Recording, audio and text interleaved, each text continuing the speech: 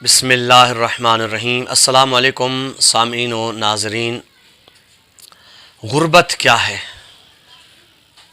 روایتوں میں پڑھا ہم نے، بہت سی جگہوں پہ میں نے پڑھا کہ غربت ایک بہت بڑی بیماری ہے۔ لوگ کہتے ہیں غریب ہوں تو کیا ہوا؟ ٹھیک ہے، غربت ایک بیماری نہیں، لیکن غربت کی وجہ سے جو ہمارے اوپر مشکلات اور پریشانیاں آتی ہیں وہ خود ایک مصیبت ہے۔ ہم ہمیشہ اللہ سے دعا کریں کہ یا اللہ ہمیں اتنا دے کہ کسی کے محتاج نہ ہو، اتنا دے کہ ہمارے اس پیسے کی وجہ سے ہمارا گھر کا نقصان جیسے بیماریاں ہیں یا دوسری مشکلات ہیں، کم سے کم مولا اتنا دے کہ ضروریات پوری ہوں۔ دولت سے جیسے طاقت اور قوت حاصل ہوتی ہے ایسے ہی کمزوری بھی آ پہنچتی ہے۔ دنیا میں جیسے اور دنیا بھی جیسے آتی ہے ویسے ہی چلی جاتی ہے۔ پیسہ ختم ہوتا ہے۔ تھوڑے مال پہ راضی رہنا بہت مال کمانے اور فضول خرچ کرنے سے کہیں بہتر ہے۔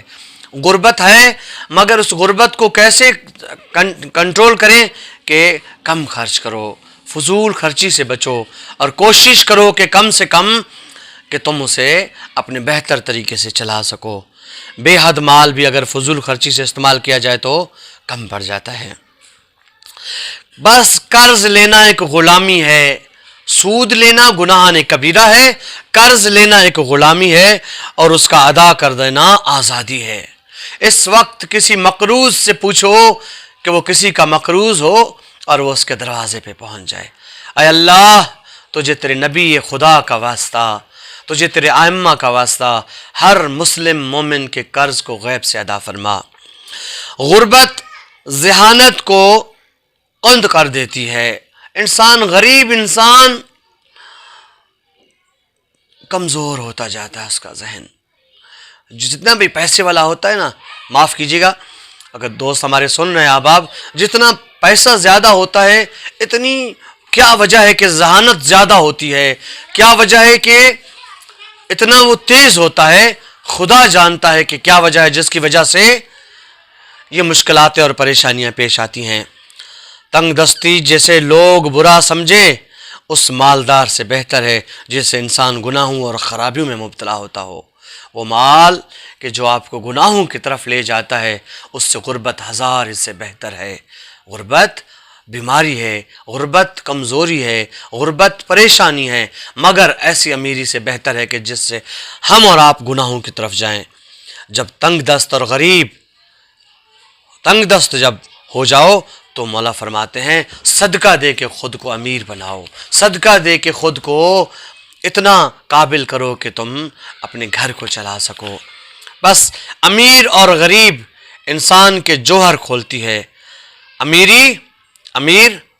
جب انسان امیر ہو جاتا ہے اور جو غریبی ہوتی ہے وہ انسان کے جوہر کیسے کھولتے ہیں کہ مال آدمیوں کے اصل اور ان کے اخلاق ظاہر کرتا ہے۔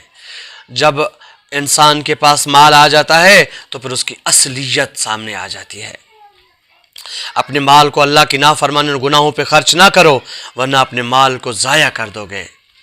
آخری شریف جب مالدار ہو تو لوگوں کی حاجتوں کو پورا کرتا ہے، اور جب مفلس ہو تو اپنے اخراجات میں کمی کر لیتا ہے مگر کسی سے سوال نہیں کرتا۔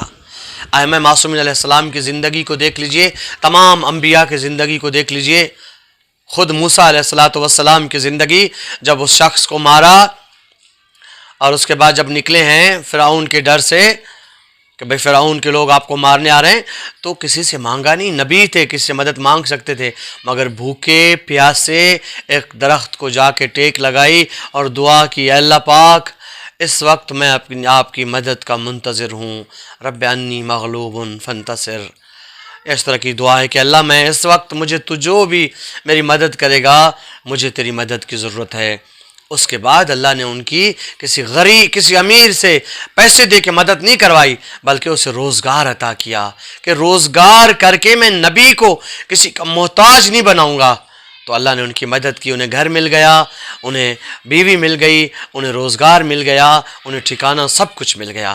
ہمیں بھی چاہیے کہ ہم اللہ پاک کے تمام ان احکامات پہ صبر کریں اور غربت کا مقابلہ کریں، کس کے ساتھ؟ قناعت کے ساتھ، احتیاط کے ساتھ، اور اپنی محنت اور لگن کے ساتھ اللہ نے جو زندگی دی، اللہ نے خود فرمایا لیس للانسان الا ما سعی، کہ میں کسی بھی انسان کو اس کی طاقت سے زیادہ تکلیف میں نہیں ڈالتا، طاقت سے زیادہ کام نہیں دیتا۔ جب اللہ کہتا ہے کہ میں زیادہ نہیں دیتا تو کیسے ممکن ہے کہ ہم کہیں کہ اللہ کیا ہو گیا، میں پریشان ہوں، یہ مصیبت آ گئی، یہ میں نہیں کر پا رہا ہوں۔ جب اللہ نے کہا تم کر پاؤ گے، اس سے زیادہ میں تکلیف بھی نہیں دوں گا، تو میں اپنی طرف سے اپنی مصنوعی تکلیفیں کیوں بناتا ہوں؟